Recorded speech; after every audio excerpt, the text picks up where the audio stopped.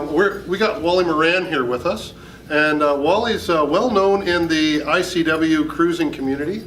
You've been up and down the coast how many times? 37 just completed. 37 times, so he's a bit of an expert, I'd say.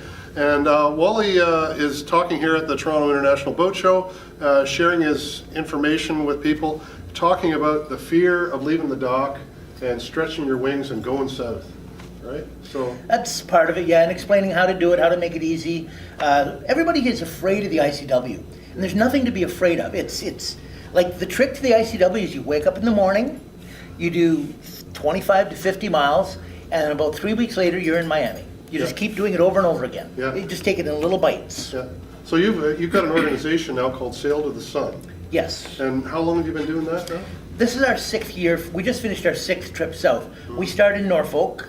And we take 2 months to run south to Miami. Yeah. And I think if you average that out, it's like 20-some miles a day or something. We're not going fast. We're taking time to explore and enjoy the trip.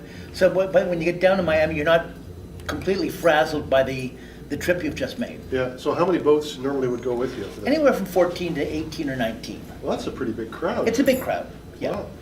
But, so these people build relationship with one another? Oh, man. They stay in touch with each other years later. They have get-togethers. They join together to go sailing or on cruises.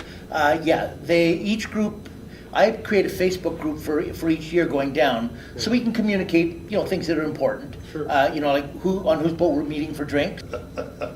You have your priorities straight. Absolutely, and of course there's the navigation information and everything else that goes on there too. Yeah. But I leave those groups intact for the group each year, so they can stay in touch with one another, and they do. Yeah. And it's really entertaining to me, and I got to admit, I'm very proud of the fact that I have created these new friendships among people who would have never met. Yeah.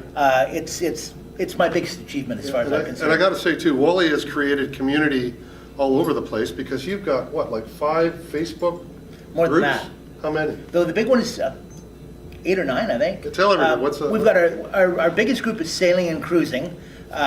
We're 112 people short of 50,000. Wow. And I'm really pleased to now we're having a contest with some really great prizes for the 50,000th new member. Okay. So, and I'm just setting that up now as a matter of fact, but I'm already looking at close to $1,000, possibly $1,500 in prizes that will be available to every member. That's great. So, and what other, you do Cruising Cuba?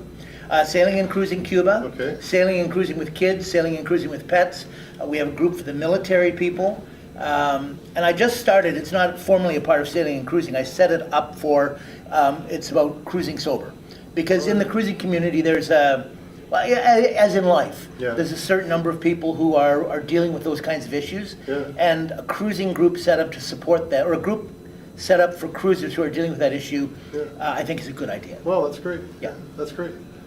We met Wally, actually, and I'm not sure how well you remember this, but Deb and I Was were... I sober at the time? I think you were sober at the... Well, you know what, you might have been coming back from the pub. No, but, I think I was going to the shore at that time. Yeah. So anyway, Deb and I had just anchored in Treasure Cay, and we'll put a little link to that episode here up in the corner. You'll see that come up. Deb and I had just come into Treasure Cay, and Wally came over, and you had like a tin tender. A 10-foot aluminum dinghy. Aluminum dinghy. And I sold it, and I miss it terribly. Yeah, well, beautiful. I saw you were looking for one, actually. Oh, yeah. So anyway, he comes Any of you over. have a 10-foot aluminum dinghy, I'm in the market. Yeah, and Edwana is your... Edwana, his dog was with him, and Wally came over, and we got talking, and I've done a bit of writing, and we did a bit of kletzing about, the different places we've been in the world. You're a Canadian. I am. You've worked at Manitoulin Island, which Debbie grew up there. I worked for Canadian Yacht Charters in Gore Bay, and I was being paid to take people out on lovely boats that weren't mine, so I spent a week with each group. Yeah. We'd visit around, we'd learn to sail if they wanted to learn how to sail, and at the end of the week I would come back and would get paid, and if the boat broke down, it wasn't my problem to fix it. Isn't that nice? Mind you, they were good boats, we never had a breakdown, which was nice. So. And you wrote for Cruising World, or write for Cruising World? I write for Cruising World freelance there, yes. Wow. Now, this ICW thing, Deb and I just did it, so we've seen it front to back, maybe not all the highs and lows, but we've seen a few of them. We've certainly gone through the tides of Georgia. Which is a whole other subject we could talk about, sailing through Georgia right now. There's a bit of a political thing going on there. With the anchoring, yes. Now, you must need a great big huge boat to do this trip. I've seen people, the smallest boat I'm aware of that's ever done the ICW, other than a jet ski, it was on a 14-foot Wayfarer dinghy. Really? And this guy's famous for doing, he's like an gone albacore. now. It's like an albacore. Yeah. And he's done all these amazing journeys on this little boat, including like sailing from Britain to Iceland on this 14-foot dinghy. Yeah. So he took 7 seasons to do the entire ICW from Key West all the way up into the Great Lakes, in fact. Yeah. And I remember the first trip I was making south, and I'm in this 34-foot ocean-qualified sailboat. Yeah. You know, I'm nervous, and I kept reminding myself, look, that guy did it in a 14-foot boat. What are you worried about? Yeah. That was a real comfort to me, believe it or not. I remember thinking about it. Yeah, for sure. So what proportion of Canadians and Americans do you have in your group usually? It varies. Usually, out of say 18, I'll have 3 or 4 Canadians. Okay. Yeah, sometimes more, sometimes less. Yeah. And do people do this more than once with you, or is it usually They have. a one-time thing? And I've had several people do it twice. The first time, if they've not done the ICW before, it's because they want the reassurance of being able to do it safely, of having somebody do the thinking about shoaling and bridges and timing, you know, all those sorts of things. Yeah. They're thinking of navigational issues. When they do it a second time, it's because they really enjoyed themselves and they enjoyed the social aspect. Yeah. And at the end of every trip, what comes to people more than anything else is the fact that the social aspect Yeah. is what they enjoyed more than anything else. And that was, for us, that was the big, like we met people in the Erie Canal, the end of the Erie Canal. Yeah. Who we sailed with all the way to the Bahamas. Exactly. And it was just beautiful to, not all the time, mind you, we know we'd bump into them here and bump into them there, but it was nice to have that touchstone as you go sort of down the... What happens when people decide they're going to go south? Okay, they've given up their job, they've gone away from their home, their family, their friends. Everything that has made up their life to that point is now behind them. They're on their own, and this is really a rare thing for people to do, to step out on their own. Absolutely. And have nothing behind them. So by going in a rally, you have a group, you have a built-in group that is sharing the same goals and the same challenges that you're dealing with, and it just makes it a lot more comfortable for everybody. Yeah. And a little secret that I don't ever always tell everybody. Ooh, okay, yeah. Most women. Do we have to whisper?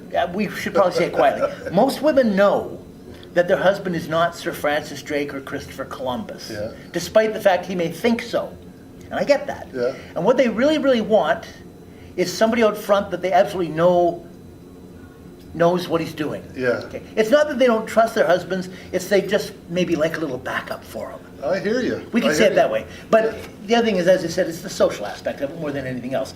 You've got a built-in group of people that you can share your adventure with. Yeah. A social group, and that's important. That's one thing, Wally, that it really struck us that, for Deb especially, because just for some of the reasons you just said, but for Deb especially, it struck us on this trip how many firsts there were for us.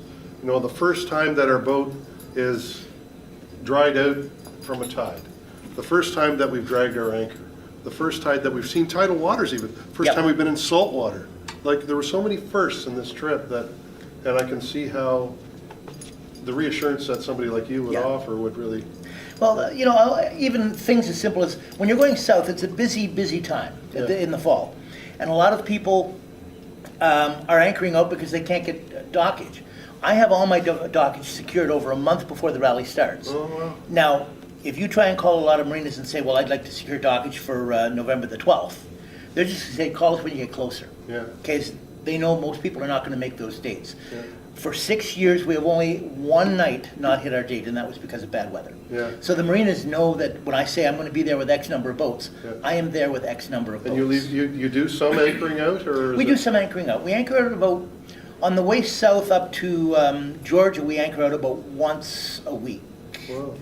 And from Georgia south, we'll anchor out a couple of times a week. Yeah. And from Florida south, we do almost no marinas. So how, somebody signs up with you, they meet you in Norfolk, where do they end up? Well, it depends. They end up where they want to. Okay. Some people will stop in St. Augustine, for example. Yeah. It depends what their destination is. Some will stop in Vero Beach. Some will go all the way to Miami, and then from Miami, they may be heading out to the Bahamas. They may be going to the West Coast. One couple went to Mexico a couple of years ago. Another couple went to Cuba. Yeah. It depends what So their you'll ultimate end like at destination Key is. Biscayne or something like that. Is that? Yeah, most of the crew will end up No in Key name or Biscayne. something like Yeah, that? no name or Key Biscayne, waiting for the hop over to the Bahamas. Yeah. So do people carry on into the Bahamas with you? They have. They have. They have. I haven't formalized that because with the boat show and other issues that I deal with Yeah. after the rally, I can't always say, well, I'm leaving on January the 27th, for example. We waited for 2 weeks and no name. Oh, I mean, Lord, yeah. Yeah. Yeah. I mean, waiting on a weather window, it could be 2 or 3 weeks sometimes. Sure, yeah. And like I said, I'm cautious. If I'm crossing the Gulf Stream, I want the right conditions.